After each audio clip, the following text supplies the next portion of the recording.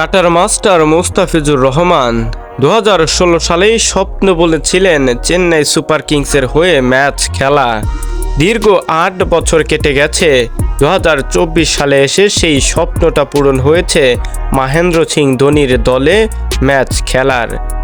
2016 সালে প্রথম Indian premier league IPL টি-20 ক্রিকেটে খেলার সুযোগ পান বাংলাদেশ কাটার মাস্টার মুস্তাফিজুর রহমান। ওই আসর থেকে মহেন্দ্র সিং ধোনির চেন্নাই সুপার কিংসের হয়ে খেলার স্বপ্ন দেখতে শুরু করেন ফিচ।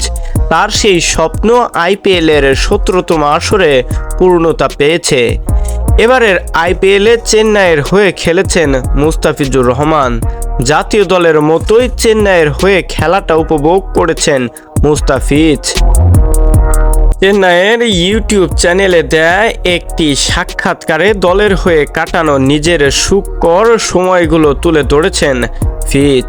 শুধু তাই নয়, IPL-এ চেন্নাইয়ের হয়ে নিজের স্বপ্নটার কথাও জানিয়েছেন চেন্নাই সুপার কিংসের সকল ক্রিকেট প্রেমীদের মাঝে। 2016 সালে নিজের প্রথম IPL-এ সানরাইজার্স হায়দ্রাবাদের হয়ে খেলেন মুস্তাফিজ। 16 ম্যাচের 17 উইকেট নিয়ে ইমাজিং প্লেয়ারের পুরস্কার জেতেন তিনি। পরের বছরও হায়দ্রাবাদের হয়ে খেলেছিলেন তিনি। 2018 সালে মুস্তাফিজকে দলে বেড়ায় মুম্বাই ইন্ডিয়ান্স। 2021 সালে মুম্বাই ছেড়ে রাজস্থান রয়্যালসে যোগ দেন মুস্তাফিজ। এরপর দিল্লি ক্যাপিটালসের হয়েও খেলেছেন তিনি।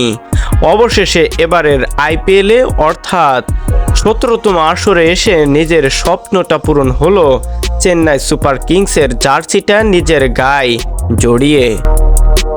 মুস্তাফিজ নিজেই জানিয়েছেন, এবার যখন চেন্নাই খেলার সুযোগের খবর পাই ওই রাতে আমার ঘুম আসেনি। আমি নিউজিল্যান্ডে ছিলাম, আমার পরের দিন খেলা ছিল। আমার মনে হয় রাতে ঘন্টা খানেকের মতো ঘুমিয়েছিলাম। এরপর দেখি শুধু ম্যাচেস আসছে। চেন্নাই দলে সুযোগ পাওয়াতে সবাই অভিনন্দন জানিয়েছে আমাকে। এবারের আসরে চেন্নাইয়ের হয়ে এখন পর্যন্ত 7 ম্যাচ খেলে 12 উইকেট শিকার করে আছেন শীর্ষ উইকেট শিকারের তালিকাতেও। কিন্তু দুর্ভাগ্যবশত IPL-এর মাঝ পথেই দেশে ফিরতে হচ্ছে কাটার মাস্টার মুস্তাফিজুর রহমানকে।